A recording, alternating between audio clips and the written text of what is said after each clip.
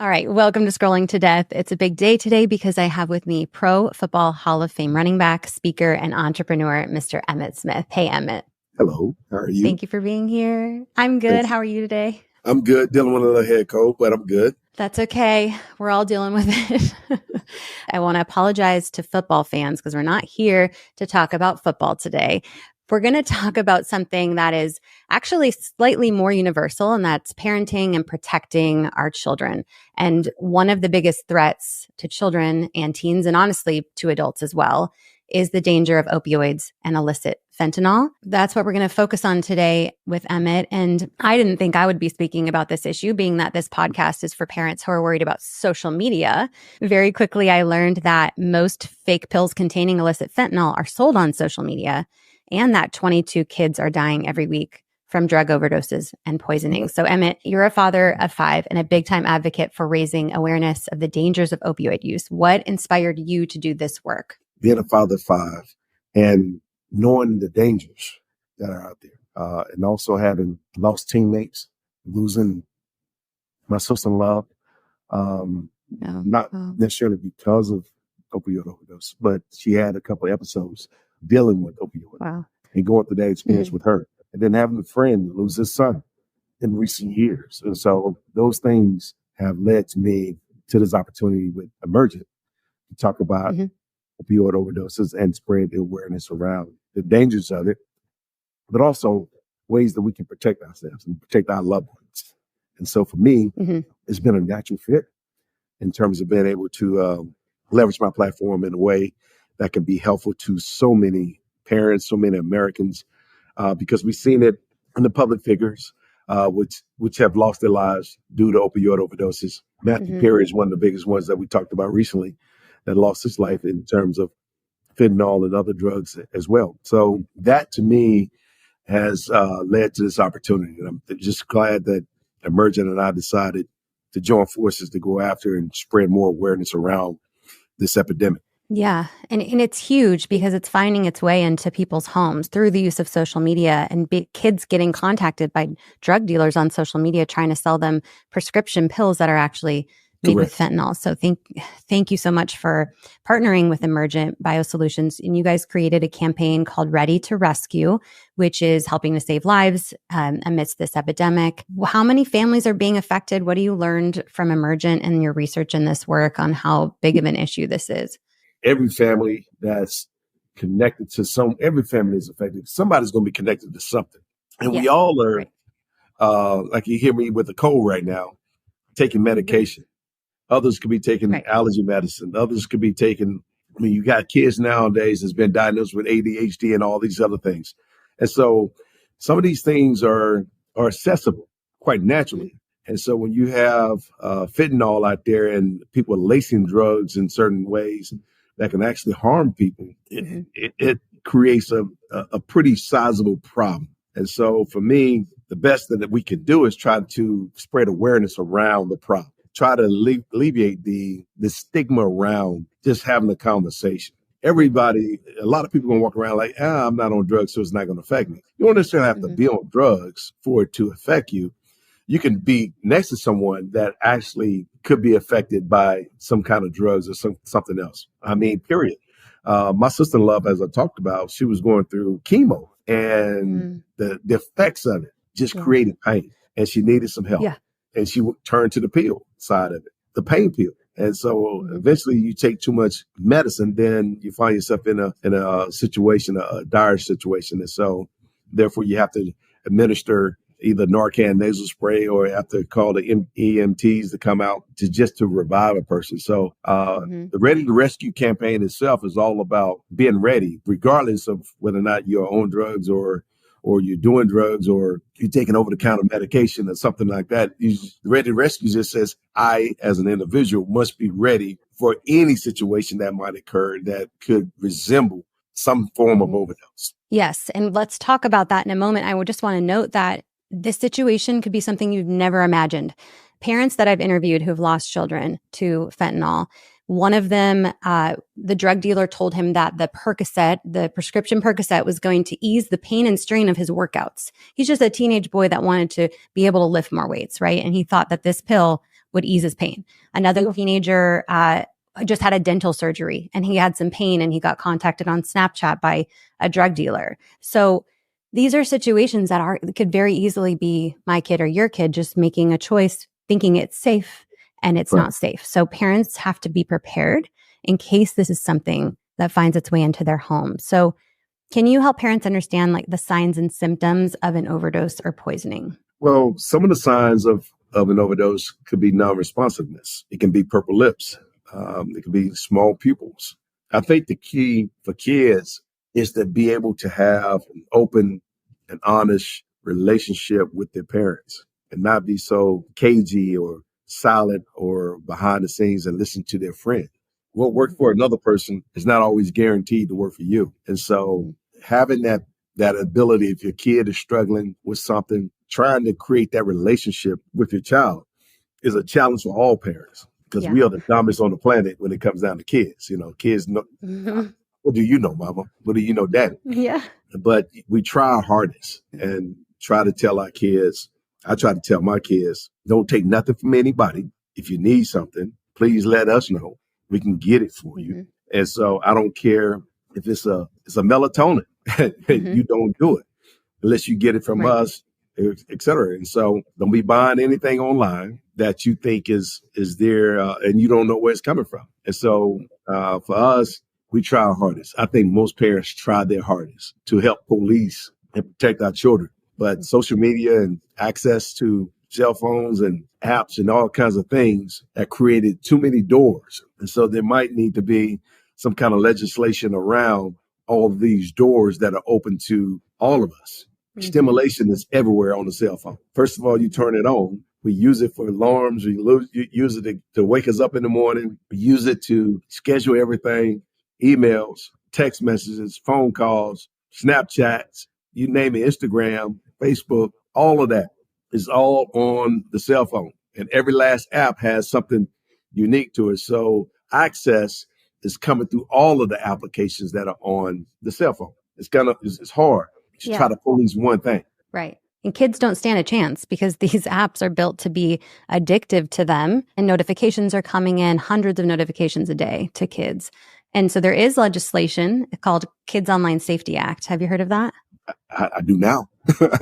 Okay. Yeah. So Kids Online Safety Act, or KOSA, it passed in the Senate 91-3 2 months ago. And so it's in the House right now. And we need to put pressure on our representatives in the House, for listeners, to pass KOSA because it will allow us to remove some of the addictive features and put a duty of care on social media to keep our kids safe. So if they're recommending a drug dealer to our child and then our child takes that pill, they have some liability. They can't do that.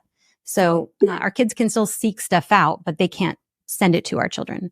Let's get back to, so how can a parent be ready or a family member be ready to rescue if this situation occurs, if their child or family member experiences an overdose or a poisoning in their home? Well, one of the things that we talk about is the lay, spray, and stay method.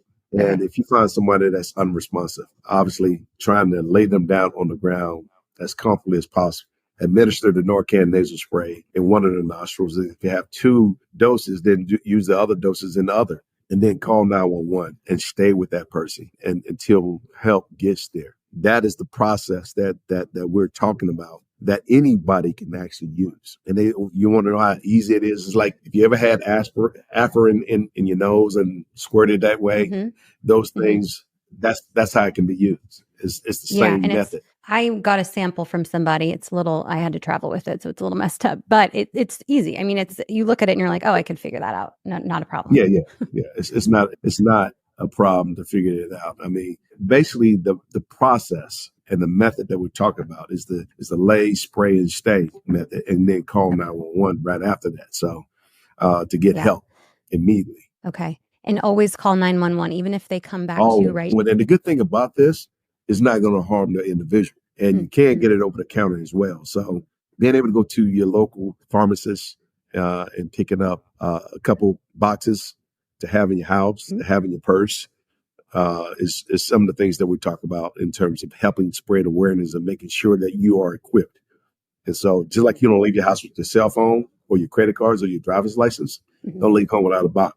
And so go to your local pharmacy, pick it up, keep one in your medicine cabinet or two and one in your purse and or your bag or your car. Just bring it with you just in case. And, parents need to get educated on this and then need to have this with them. We don't want to be caught off guard. Don't think that is just a young person's situation. If we think of it from that perspective, we've been very naive and we're leaving out a whole group of people. An opioid overdose can happen and occur to anybody, anywhere. And so you may not be the person that's doing any drugs, but fentanyl, if it's just in the air, it can actually harm people, to be honest with you. So it's probably just one of those things where we all have to be prepared and have to be ready for whatever we may encounter.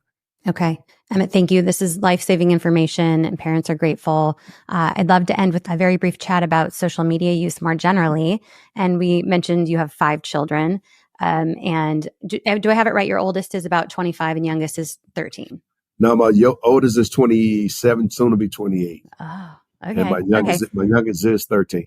So what a difference in raising those kids around social media. So what was that experience like, more than a decade apart of the oldest one being raised where social media wasn't such a constant thing in our life. And then now the youngest one is dealing with, you kind of have to be on it to socialize. How was that?